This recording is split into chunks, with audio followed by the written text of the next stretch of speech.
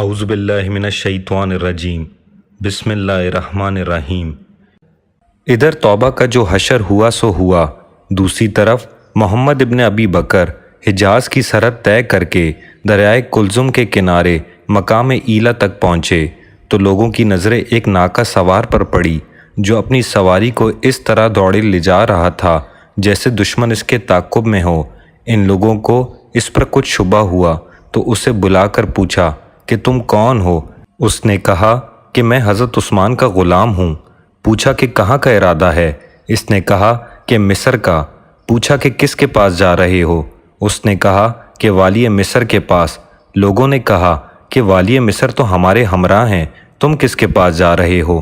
اس نے کہا کہ مجھے ابن ابی سرا کے پاس جانا ہے۔ لوگوں نے کہا کہ تمہارے پاس کوئی خط وغیرہ بھی ہے؟ اس نے کہا کہ نہیں۔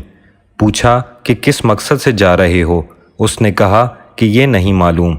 لوگوں نے کہا کہ اس کی جامع تلاشی لینا چاہیے۔ چنانچہ تلاشی لی گئی مگر اس سے کوئی چیز برآمد نہ ہوئی۔ کنانہ بن بشر نے کہا کہ ذرا اس کا مشکیزہ تو دیکھو۔ لوگوں نے کہا کہ چھوڑو، بھلا پانی میں خط کہاں ہو سکتا ہے؟ کنانہ نے کہا کہ تم کیا جانو کہ یہ لوگ کیا کیا چالیں چلا کرتے ہیں؟ چنانچہ مشکیزہ کھول کر دیکھا گیا تو اس میں سیسے کی ایک نلکی تھی جس میں خط رکھا ہوا تھا۔ جب کھول کر پڑھا گیا تو فرمان خلافت یہ تھا کہ جب محمد ابن ابی بکر اپنے ہمراہیوں کے ساتھ تمہارے پاس پہنچے تو ان میں سے فلاں کو قتل کرو، فلاں کے ہاتھ کاٹو اور فلاں کو جیل میں ڈالو اور اپنے عہدے پر برقرار رہو۔ یہ پڑھ کر سب پر سناٹا چھا گیا اور حیرت سے ایک دوسرے کا منہ تکنے لگے۔ اب آگے بڑھنا تو موت کے منہ میں جانا تھا۔ چنانچہ اس غلام کو ساتھ لے کر سب مدینہ کی طرف پلٹے اور وہاں پہنچ کر وہ خط صحابہ کے مجمع کے سامنے رکھ دیا۔ اس واقعے کو جس نے سنا انگشتہ بدندان ہو کر رہ گیا اور کوئی ایسا شخص نہ تھا کہ جو حضرت عثمان کو برا نہ کہہ رہا ہو۔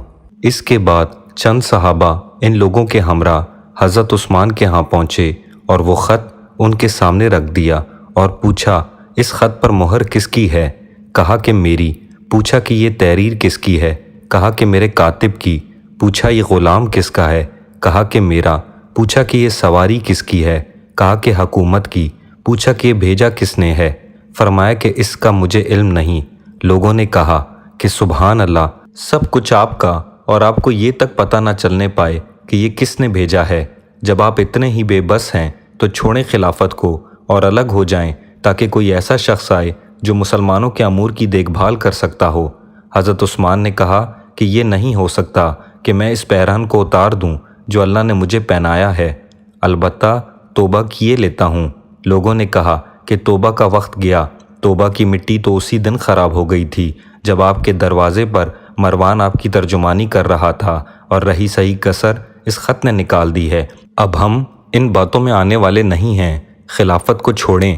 اگر آپ کے بھائی بند ہمارے سرے راہ ہوئے تو ہم انہیں روکیں گے، اور اگر لڑنے کے لیے آمادہ ہوئے تو ہم بھی لڑیں گے۔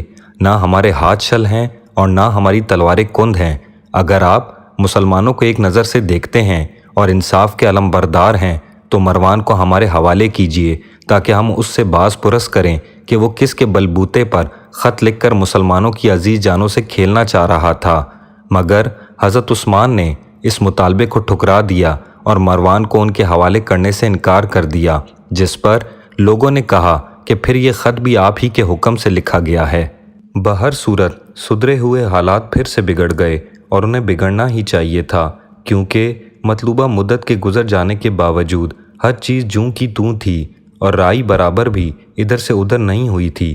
چنانچہ توبہ کا انجام دیکھنے کے لیے وادی خشب میں جو لوگ ٹھہرے ہوئے تھے وہ بھی پھر سیلاب کی طرح بڑھے اور مدینے کی گلیوں میں پھیل گئے اور ہر طرف سے ناکہ بندی کر کے ان کے گھر کا محاصرہ کر لیا۔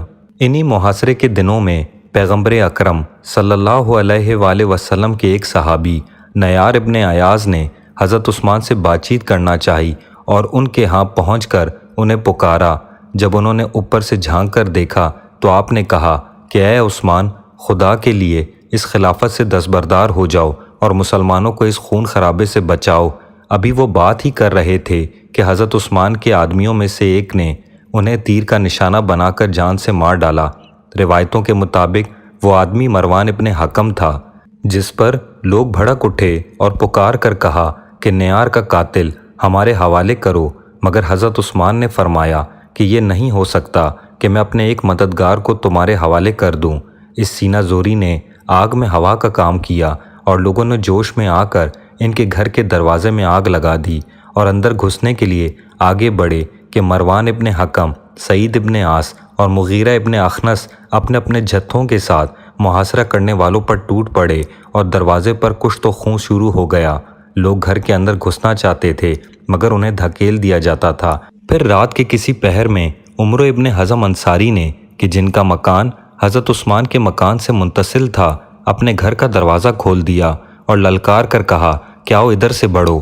چنانچہ محاصرہ کرنے والے اس مکان کے ذریعے کاشان خلافت کی چھت پر پہنچ گئے اور وہاں سے گھر کے صحن میں اتر کر تلواریں سوت لی۔ ابھی ایک آدھا جھڑپ ہی ہونا پائی تھی کہ حضرت عثمان کے گھر والوں کے علاوہ ان کے ہوا خواہ اور بنی امیہ مدینے کی گلیوں میں بھاگ کھڑے ہوئے اور کچھ ام حبیبہ کے گھر میں جا چھپے، اور جو رہ گئے تھے وہ حضرت عثمان کا حق نمک ادا کرتے ہوئے ان کے ساتھ قتل ہو گئے۔ اس تمام واقعے کا حوالہ تاریخ الخلفاء اور تاریخ طبری سے بھی دیکھا جا سکتا ہے۔ ان واقعات کو دیکھنے کے بعد امیر المومنین علیہ السلام کا موقف واضح ہو جاتا ہے کہ نہ آپ اس جماعت کا ساتھ دے رہے تھے جو ان کے قتل پر ابھار رہی تھی، اور نہ اس گروہ میں لائے جا سکتے ہیں کہ جو ان کی حمایت و مدافعت پر کھڑا ہوا تھا۔ بے شک جہاں تک حالات اجازت دیتے رہے وہ ان کے بچاؤ کی صورتیں انہیں سمجھاتے رہے، اور جب یہ دیکھا کہ جو کہا جا رہا ہے وہ عملاً کیا نہیں جاتا تو آپ اپنا دامن بچا کر الگ ہو گئے۔ جب دونوں فریق کو دیکھا جاتا ہے تو جن لوگوں نے حضرت عثمان کی نصرت سے ہاتھ اٹھا لیا تھا، ان میں ام المومنین بی بی عائشہ اور روایت جمہور کے مطابق عشرہ مبشرہ، بقیہ اہل شورا، انصار و مہاجرین، اولین اصحاب بدر اور دیگر ممتاز و جلیل القدر افراد نظر آتے ہیں، اور دوسری طرف بارگاہ خلافت کے چند غلام اور بنی امیہ کے چند افراد دکھائی دیتے ہیں۔ اگر مروان ابن حکم اور سعید ابن عاص جیسے لوگوں کو مہاجرین اولین پر فوقیت نہیں دی جا سکتی تو پھر ان کے عمل کو بھی ان کے طرز عمل پر فوقیت دینا مشکل ہوگا، اور اگر اجماع مخصوص مواردہی کے لیے حجت نہیں ہے تو پھر صحابہ کی اس زبردست اتفاق رائے پر انگلی اٹھانا مشکل ہوگا۔